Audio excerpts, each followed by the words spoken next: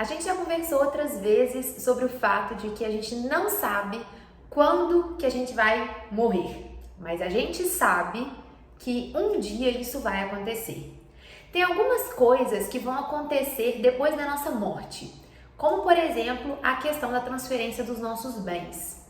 Para todas as pessoas que têm algum bem ou que têm uma empresa, né, aí incluídas as empresas, os bens imóveis, que é o que a gente mais trabalha aqui, inevitavelmente a sua família vai ter que passar por um processo de inventário, caso você não se ocupe de programar isso com antecedência. E aí a gente vai falar sobre isso com calma.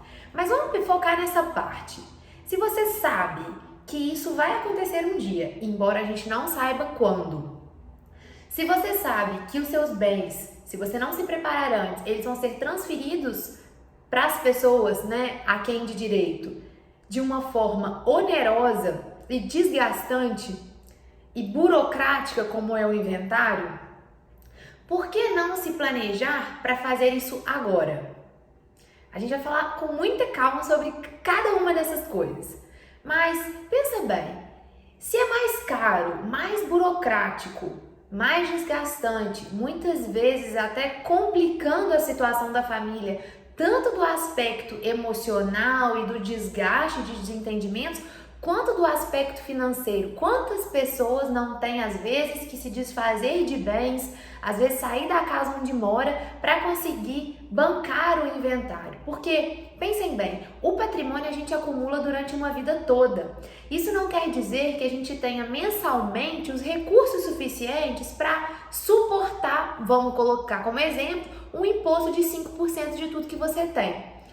Se você não se programa com antecedência, quando chega no momento do inventário, sabe o que acontece? A sua família vai ter que se desfazer de parte dos bens para conseguir pagar pela transferência dos bens. Isso sem contar os problemas que de fato podem acontecer, como muitas vezes acontece, em relação à questão de desentendimento, dificuldades de acessar o patrimônio, né? Dificuldade de vender, dificuldade de acessar às vezes uma conta bancária. Enfim, uma série de transtornos que podem ser evitados caso a gente pense nisso antes. Então vamos lá. Por que não pensar em qual seria a forma mais inteligente de transferir esses bens agora do que deixar para acontecer da pior forma? Simplesmente porque, eu não vou estar mais aqui, então que seja feita à vontade de quem tiver. Mas e se essas pessoas que estão aqui hoje ao seu lado, inclusive demonstram para você a vontade de que isso seja feito agora, justamente porque elas também temem, elas também têm preocupação com o que pode vir a acontecer na sua ausência, elas já podem até ter comentado algo com você a esse respeito. Por que não fazer agora? Olha, essa parece ser, de toda a experiência que a gente tem com o assunto, a parte mais difícil. Olha que interessante. A parte mais difícil é de as pessoas, independentemente da idade, porque tem muitas pessoas que estão em idade avançada, têm naturalidade, têm facilidade de tratar do assunto da morte, e pessoas super novas que já veem essa necessidade, já veem a importância do trabalho e não gostam de falar sobre isso. Então, o maior desafio, parece-nos, pela nossa experiência, é justamente esse ponto. Pensar a questão do patrimônio quando eu não estiver mais aqui. E dentro disso tem várias coisas que a gente pode conversar, porque de fato, fazer um planejamento hoje não quer dizer que você tem que se desfazer dos seus bens. Isso pode ser assunto para um outro vídeo, que é uma coisa muito bacana de esclarecer também. Mas vamos ver se faz sentido. Faz sentido você deixar de pensar agora em algo que inevitavelmente vai acontecer para esperar isso acontecer e algo que a gente sabe que é caro e desgastante se operar na sua ausência, mas em prejuízo daquelas pessoas que você mais ama, daquelas pessoas que você mais preza, daquelas pessoas que estão provavelmente mais próximas de você? E a sua liberdade de pensar sobre isso? Afinal de contas, não foi você que conquistou todo esse patrimônio? Não foi você que se esforçou uma vida inteira para reunir esse patrimônio, para formar um patrimônio? E você, de repente, não vai pensar na destinação dele? Olha só como isso não faz sentido. Por que não pensar agora em algo que interfere na sua vida hoje, interfere na vida dos seus filhos hoje e também na sua ausência, sendo que existem formas mais inteligentes, mais baratas, mais tranquilas, à vontade de resolver isso numa boa, rapidamente, sem quase nenhuma burocracia, e você vai estar tranquilo, porque isso vai estar resolvido. E lembrando, você não precisa se desfazer dos seus bens. Não pense nessa possibilidade. Eu vou doar tudo em vida. Não faça isso.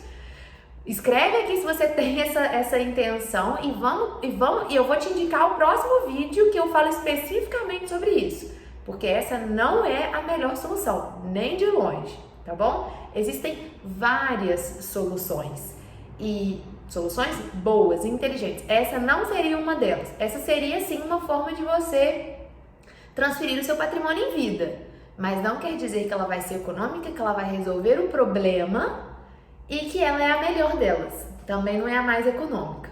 Então, se você pensa isso, vamos buscar mais conteúdo, porque tem muita coisa legal para você se inteirar. No vídeo de hoje, eu queria deixar registrado isso.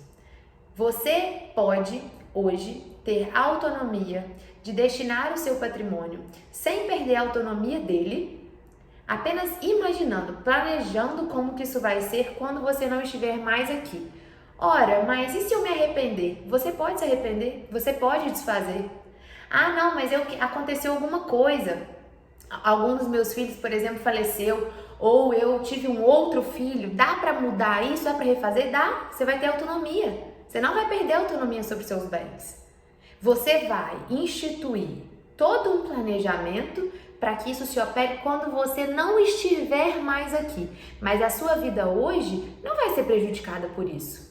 É só uma coisa que você está fazendo para o futuro. Você está se ocupando hoje para que no futuro algo se opere de forma fácil, simples, sem causar nenhum tipo de transtorno para as pessoas que vão ficar. Mas você não deixa de ter autonomia sobre seu patrimônio.